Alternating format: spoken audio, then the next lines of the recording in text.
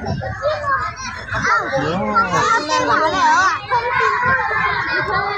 ดี๋ยวยิ้มหน่อยเอายิ้มให้พ่อหน่อยยิ้มหน่อย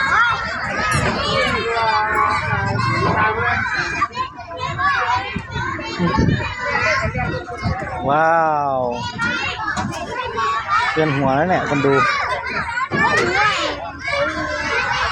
อย่าก้มหน้าเลยลูก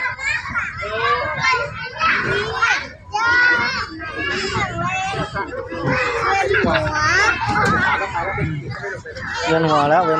จอด